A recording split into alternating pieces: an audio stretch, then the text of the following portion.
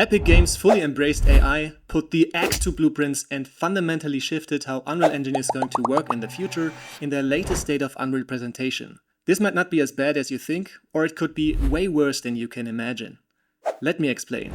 There will be a major tech shift with the release of Unreal Engine 6. Epic Games plans to transition from actors, components, and blueprints to scene graph and verse. C++ will still be available, the engine is based on C++, but Verse will be the new main coding language. Verse was introduced with UFN, the Unreal editor for Fortnite, and should be highly scalable with a stable architectural foundation for a decentralized, user-generated metaverse. As of right now, there are no official plans for visual scripting for Verse, so no Verse blueprints. But people are already vibe coding visual verse alternatives, so there might be an option for this in the future. As for the new major Unreal Engine version, Epic Games defined it like this.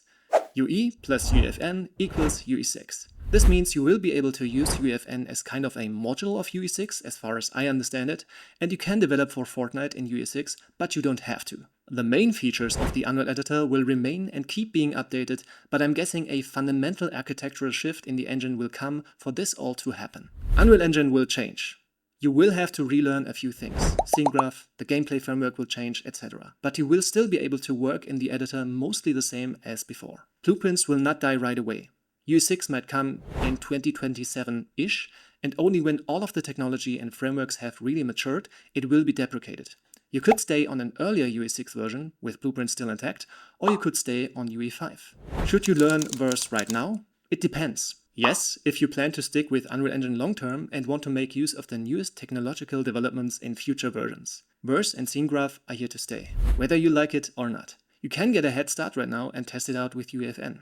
No, if you work in UE5 and want to keep working in UE5. Never change a running system. Older Unreal Engine versions will probably still be available, though support might be limited. But you can do a lot with what's here already. Or you could wait and see. UE6 is still a long time away. A lot of development still needs to happen until it reaches maturity. So if you don't need the latest and greatest right away, you can keep your options open. Epic Games has openly embraced AI in multiple ways, and it had mixed reactions. They released a video showcasing their Fortnite concepting workflow, where traditional hand-drawn concept art was enhanced with AI and then manually manipulated further. The technology is truly impressive, and I can see how this can benefit an artist in saving time so they can iterate more and quicker. And I have heard others saying that if a game company should define the way AI is used in games, it should be Epic Games, which I feel like as well. For me, the funny thing is, the AI training data is probably based on their own Fortnite artwork. But now they have to pay a third party, Google, Anthropic, OpenAI, to use the technology that only works because they use their artwork to train the AI. That puts a whole new spin on the non-ethical sourcing of training data. If you can even make the company pay you for your AI that wouldn't even work without you stealing their intellectual property first. Does that make Epic Games a sucker? You tell me. A really impressive demo was shown with the Unreal Engine MCP plugin that comes with the new UE5.8 version. During the State of Unreal talk, a short demo on some of the functionality was given, showcasing multiple use cases. They used Claude code and essentially prompted the engine to do things, which were mostly tedious, repeatable tasks. In a mostly empty room, the AI furnished the room with assets from the content browser of the project because it could understand what these assets were semantically. This looked impressive, because you can imagine you could create a nearly infinite amount of furnishing options for that room, showcasing possibilities to a potential client, or depending on what story this environment should tell in your game. They also showed how AI could build a city, interfacing with prepared PCG modules. It started by creating a city boundary, then added arteries, streets, and filled it with houses. The artists still had control over everything and can adjust as they see fit. Modules like parks could just be dropped in and the city adjusts accordingly. This was mostly a cool showcase of PCG, but AI being able to do the tedious work seems cool. In the city, they also showed that AI could take a screenshot of the viewport and based on prompts create lighting scenarios. And when you have worked with Unreal Engine lighting before, you know it takes a lot of actors, options and settings to get a certain look, like the light actors, sky atmospheres, clouds, post-processing, etc. AI can adjust all of these settings necessary and make the sky look like the artist prompts, which can save a lot of time. And you still have control to adapt and change it afterwards. This for me does not fall in the AI SLOP category because the result is not a baked image made from diffusion, but a fully interactive real-time setup. The AI just supports you while you remain in control. This also shows that experts and people being able to use the tools themselves will stay relevant. Another demo showcased how you could take a simple environment and let AI diffusion models essentially render it in a specific look, be it realistic, stylized, or whatever. I feel like this will remain an edge case for now, but we'll see how it develops. Here's my short take on this. The technology seems cool, but here comes the big but. The tokens for Claude Code, or whatever AI agent you use for this, cost money. Right now, it might still be relatively cheap, but this is only due to AI companies burning venture capital money like crazy and not charging you the actual cost. Even with the low prices, some people might not want or be able to afford the AI subscription cost right now. And when prices rise to reflect the actual cost of operation, and if the rights issues with the training data also is incorporated in that calculation, indie studios and smaller agencies might just be priced out of the competition. That is the real danger here. This will not be a democratization of game development, but an oligarchization. On the other hand, the technology might evolve far enough that free local AI models could be able to keep up with that. But still, you wouldn't need the hardware to be able to do the compute for this. And with AI companies buying up hardware to build their data centers, it might just be bigger companies that will be able to compete with the higher pricing on the limited hardware resources, pricing smaller companies, indies, and solo devs out of the market in this area as well. So why would Epic Games change what was supposedly already working? Blueprints, Unreal Engine, UEFN. For that we have to consider multiple things. First, the open metaverse and the Roblox threat. Tim Sweeney's ultimate vision isn't a pretty engine. It's a unified open metaverse where player assets and code can seamlessly move across different experiences. So interoperability is a goal. Traditional actors and component architectures are too heavy and rigid for user-generated metaverses. A verse is mathematically designed to handle a massive persistent scaling simulation with millions of creators working concurrently. Epic is actively battling Roblox for the future of user-generated content. To win, they need millions of casual creators to build fast, which means building a standardized system that can scale globally. Then there are the macroeconomics and the brutal layoffs. Epic aggressively scaled from under 2,000 employees to over 5,000 during the pandemic boom. However, a severe downturn in Fortnite engagement starting in 2025 forced them into the red. That was the post-COVID reality check.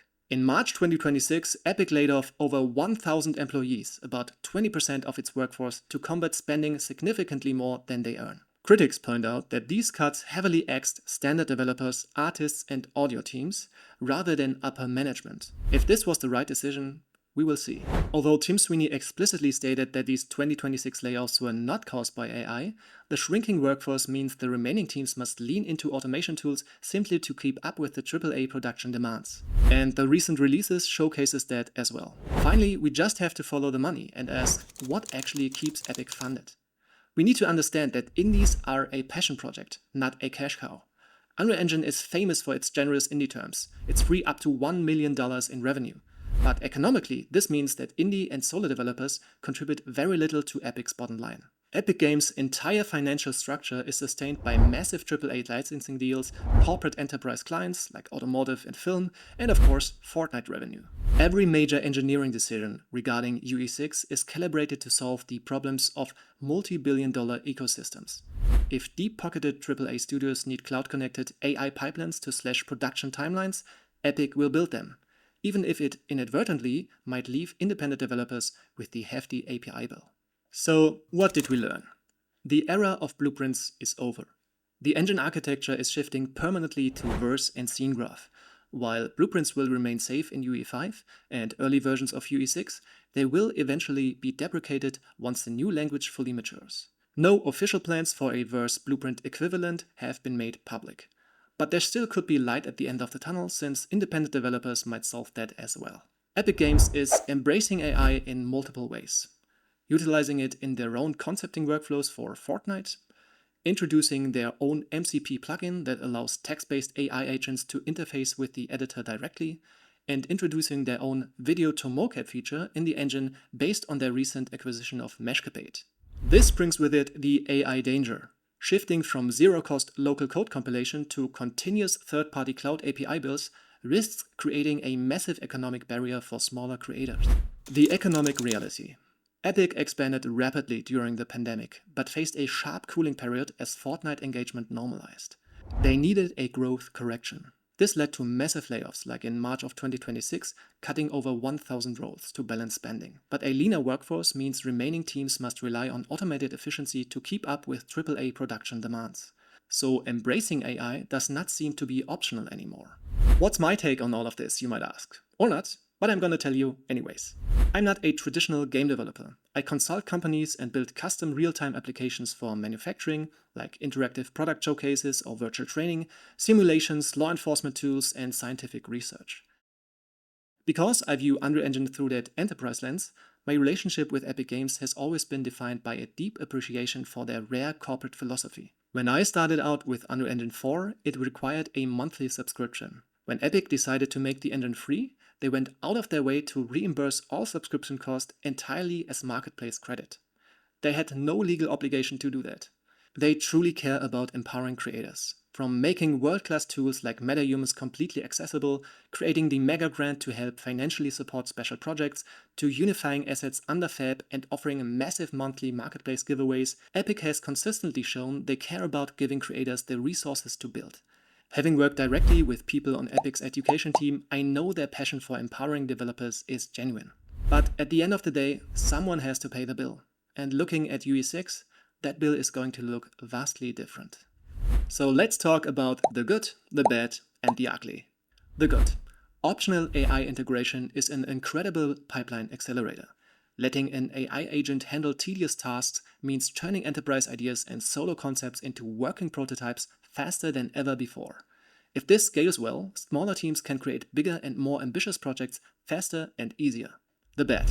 Forcing a generation of Visual Script developers to migrate from blueprints to verse and scene graph introduces a steep learning curve and temporarily slows down studio momentum. And about a decade of learning content based on that might be invalidated in the process. The ugly. AI compute isn't free.